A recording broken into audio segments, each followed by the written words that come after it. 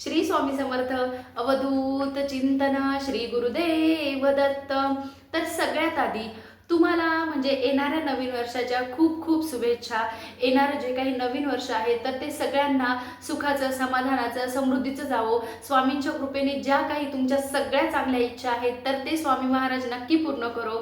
तर बघा की आजच्या व्हिडिओमध्ये आपण की आता जो काही म्हणजे 2025चा शेवट आहे आणि येणारं जे काही 2026 हे नवीन वर्ष आहे. तर आता बघा की नवीन वर्षामध्ये सगळ्यात महत्त्वाची गोष्ट म्हणजे काय असतं, ज्याच्याने नवीन वर्षाची सुरुवात होते ते म्हणजे कॅलेंडर घेणं. तर आता बघा की हे कॅलेंडर जेव्हा आपण घेतो तर ते कॅलेंडर आपल्याला म्हणजे कोणत्या दिशेला लावायचं आहे, त्याच्याने आपल्याला त्याचे चांगले फळं मिळणार आहे आणि कोणत्या दिशेला चुकून देखील कॅलेंडर लावायचं नाही तर त्याचे आपल्याला खूप वाईट परिणाम भोगावे लागतात. तर आपण हे आजच्या व्हिडिओमध्ये बघणार आहोत. तर बघा की कसं असतं की नवीन वर्षाची जी काही आपली सुरुवात आहे तर ती सगळ्यात आधी आपण कॅलेंडर घेण्यापासूनच करतो. आता आपल्या घरामधलं जे काही घड्याळ आहे आणि कॅलेंडर आहे तर ह्या दोन गोष्टी अशा आहेत की त्या आपला वेळ आणि काळ ठरवण्याचं काम करतात. तर आता जे काही आपलं कॅलेंडर आहे, आता बघा की तुम्ही कॅलेंडर कोणतंही घेऊ शकता. आता प्रत्येकाची आवड निवड ही वेगवेगळी असते.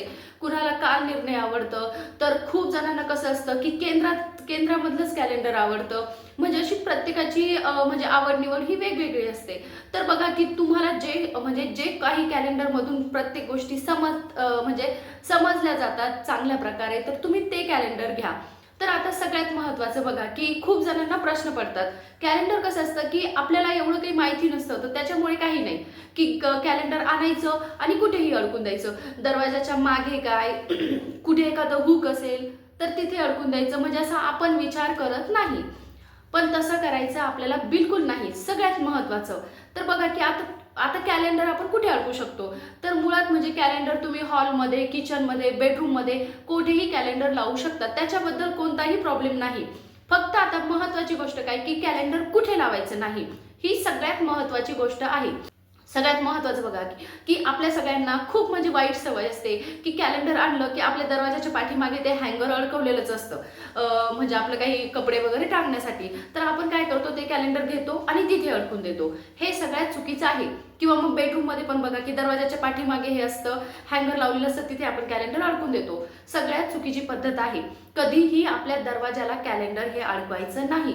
चुकून देखील अडकवायचं नाही कॅलेंडर. त्याच्यानंतर अगदी दरवाजाच्या एकदम खेटून जागा असते तिथे आपण कॅलेंडर लावतो. बिलकुल लावायचं नाही कॅलेंडर.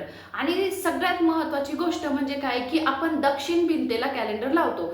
तर दक्षिण भिंतीला कधीच कॅलेंडर लावायचं नाही. कारण की जेव्हा आपण तिथं कॅलेंडर लावतो आपलं पण म्हणजे कॅलेंडरमध्ये काही गोष्टी बघताना तोंड हे दक्षिणेकडे होतं आणि मुळात म्हणजे दक्षिण दिशा ही यमाची दिशा मानली जाते. तर त्याच्यामुळे यम म्हणजे काय की आपली मृत्यूची देवता. तर असं म्हणतात की म्हणजे आपण म्हणतो ना की ते यम आपला काळच मोजत राहतो. तर त्याच्यामुळे चुकून सुद्धा दक्षिण भिंतीला कॅलेंडर लावायचं नाही. म्हणजे आवर्जून ही गोष्ट ध्यानात ठेवायची. आणि जो काही आपला मुख्य दरवाजा किंवा कोणत्याही रूमचा दरवाजा आहे तर त्या दरवाजाला कॅलेंडर अडकवायचं नाही. कारण की कसं असतं की त्याच दरवाजातून आपण बाहेरही जाण्याचं काम करतो आणि आतमध्ये पण येण्याचं काम करतो. तर त्याच्यामुळे चुकून पण दरवाजाच्या मागे आपल्याला कॅलेंडर अडकवायचं नाही.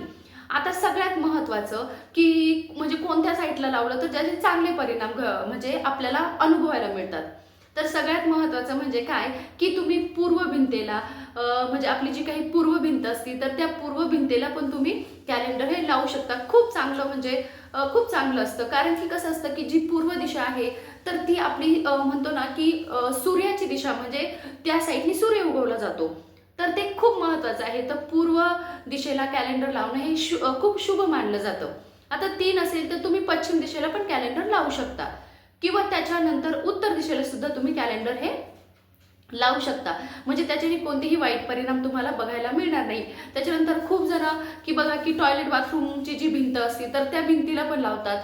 तर शक्यतो म्हणजे त्या भिंतीला कॅलेंडर आपलं लावू नये. आणि किचनमध्ये तर आता खूप जणांना प्रश्न असतो की किचनमध्ये कॅलेंडर लावलं तर चालतं का, तर काही प्रॉब्लेम नाही. किचनमध्ये आपण कॅलेंडर लावू शकतो. उलट ते कसं असतं बघा की सोपं असतं की आपलं कसं असतं की पटकन आपल्याला उपवास म्हणजे एकादशी कधी आहे, चतुर्थी कधी आहे, तर हे आपल्याला बघणं सोपं जातं. म्हणजे त्याच्यानुसार कसं आपण एक नजर जरी टाकली तर पटकन कॅलेंडरवर आपली नजर जाते आणि आपल्याला म्हणजे काय कधी आहे तर हे कळून जातं. त्याच्यामुळे किचनमध्ये जरी कॅलेंडर असेल तर ते अतिशय चांगलं आहे. फक्त किचनमधली पण आपण दक्षिण भिंत ही सोडून द्यायची आहे. आणि बघा की एक सगळ्यात महत्त्वाची गोष्ट आहे, आपण काय करतो की कॅलेंडर आणतो आणि लावून देतो. आणि बघा की जुने जे कॅलेंडर असतात ना, तर ते जुने जे कॅलेंडर आहेत तर ते अगदी म्हणतो ना की 2-2, 3-3 वर्षाचे कॅलेंडर हे पाठीमागे असतात आणि चालू वर्षाचं कॅलेंडर हे समोर असतं. असं करायचं नाही. जे काही जुने कॅलेंडर आहे तर ते कॅलेंडर आपल्याला सगळे काढून घ्यायचे आहे आणि त्या भिंतीला फक्त नवीनच कॅलेंडर आपल्याला लावायचं आहे.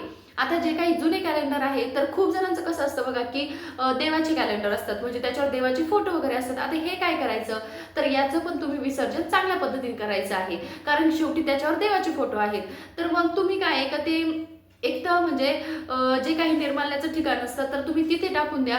किंवा दुसरी गोष्ट म्हणजे तुम्ही चांगल्या कामासाठी काही वापरत असाल, म्हणजे जुने जे पेजेस आहेत त्याचे, तर ते तुम्ही वापरू शकता. किंवा हे काहीही शक्य नसेल, रिकामी जागा असेल तर तिथे खड्डा करायचा आणि ते जे काही कॅलेंडर आहे तर ते पाण्यात भिजवायचे आणि मग ते त्याच्यामध्ये त्या खड्ड्यामध्ये टाकून द्यायचं.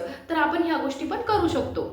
आणि बघा की म्हणजे शक्यतो ह्या गोष्टी कोणी करत नाही, पण जेव्हा आपण नवीन कॅलेंडर आणतो ना तर आपल्याला काय करायचं आहे, त्या कॅलेंडरवर एक तर छोटंसं तुम्ही स्वस्तिक काढा, किंवा मग एक आपण म्हणतो ना फक्त हळदी कुंकवाचं आपल्याला म्हणजे 2 टिपके द्यायचे आहे. म्हणजे थोडक्यात काय की कॅलेंडरची सुरुवात आपण पूजा करून करायची आहे. आता बघा की एवढं म्हणजे मोठी गोष्ट आहे की ते कॅलेंडर म्हणजे अख्खा वर्षभराचा तुमचा साठा आहे तो, तर त्याच्यामुळे त्याची सुरुवात आपल्याला म्हणजे त्याची पूजा करूनच करायची आहे शक्यतो. म्हणजे हे खूप चांगलं असतं. तर बघा की जी काही छोटीशीच माहिती होती, पण माझ्या मते तरी खूप कामाची होती. आणि त्याच्यामुळे आपण जी झालेली जी सेवा आहे तर ती स्वामींच्या चरणी रुजू करूया. भेटूया अशाच एका नवीन व्हिडिओ सोबत. श्री स्वामी समर्थ.